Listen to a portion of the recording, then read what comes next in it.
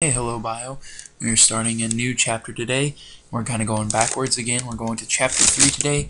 And the title of this chapter is Ecology. So we're going to actually learn what is ecology, and that is in fact the first title of this section is in fact what is ecology.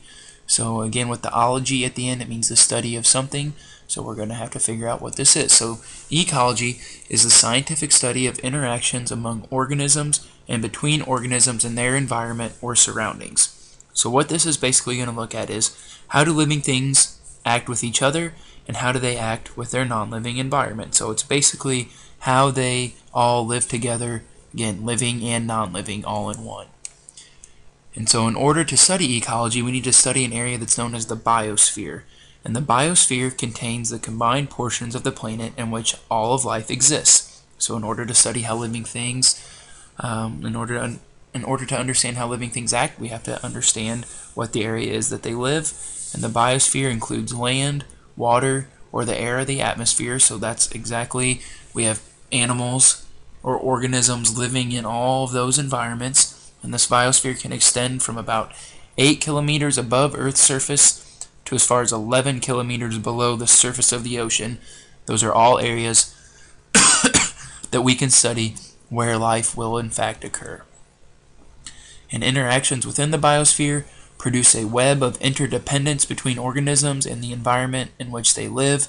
Interdependence meaning that they're all dependent on something besides themselves. They're dependent on each other. They need each other to survive. And because of this independence of life on Earth, there's an ever-changing or dynamic biosphere because things are always going to be dependent on each other. So if one thing goes away, that's going to shift, cause a major shift in the lives of a lot of different other organisms. Either they're going to find another way to survive, form new interdependence, or they might die off and then make way for something else to come along. So the Earth is definitely ever-changing, and then we have to study ecology. We have to know how these things interact in order to better understand everything. And so ecologists, this sounds like it could be a tall task to study all this, so we have to break it down into different levels that ecologists study. So we do this by having levels of organizations. So to understand relationships within the biosphere, ecologists will ask questions about events and organisms that range in complexity from a single individual to the entire biosphere. Again, that's breaking it down into different levels so things are easy to understand. And our levels that some of the ecologists look at include things like individuals, up to a population, to a community, up to an ecosystem, and to a biome. So we're going to take a look at each one of those and see exactly what they mean. So if you're an ecologist that studies a species, that is just a group of organisms so similar to one another that they can breed and produce fertile offspring. So that would be all the squirrels that we have living in Havana would be considered, or just one squirrel, sorry, would be considered just our species or one individual. So right above our species, we have a population, and that's grouped of individuals that belong to the same species and live in the same area. So that would just be, again, a species would be one squirrel that's living in your backyard. A population would be all the squirrels living in Havana because they all live in the same area and they all could come into contact with each other at some point in time. So then, if I studied populations, then I would just study all the squirrels. However, if I'm an ecologist that studies communities, I'm going to study the assemblages of different populations that live together in a defined area. So that means I'm going to study all the mallards, I'm going to study all the rabbits, I'm going to study all the squirrels, I'm going to study all the deer, all the coyotes. I'm going to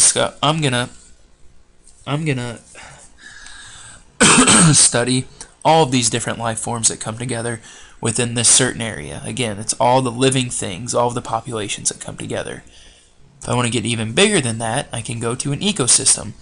And this is a collection of all the organisms that live in a particular place together with their non-living or physical environment.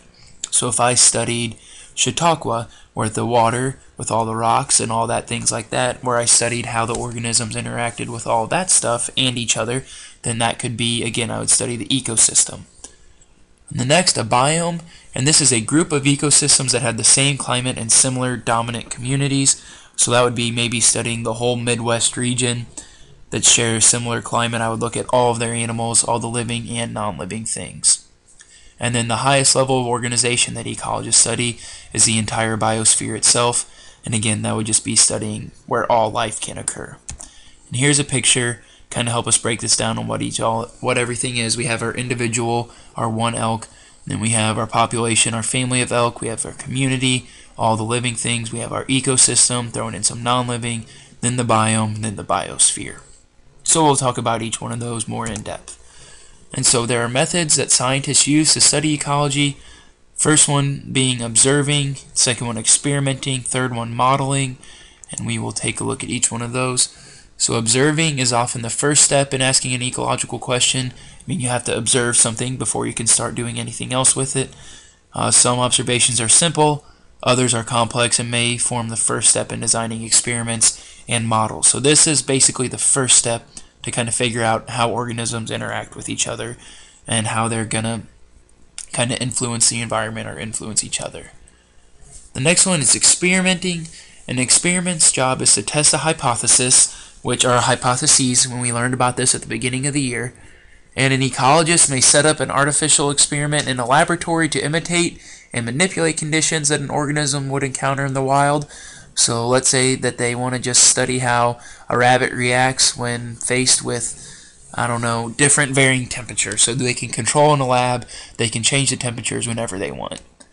So other experiments, however, are conducted with natural ecosystems. So that would just be going out to the wild and literally studying how things interact with each other without changing them whatsoever. And the last one would be modeling. And this is done to gain insight into complex phenomena. So just, again, gain insight on how things happen, things we might not understand. And they can consist of things of mathematical formulas, they based on data, and then the predictions made by ecological models are often tested by further observations and experiments. So all of those three interact with each other. You can't really have one without the other. So that's it for this video. Let me know if you have any questions.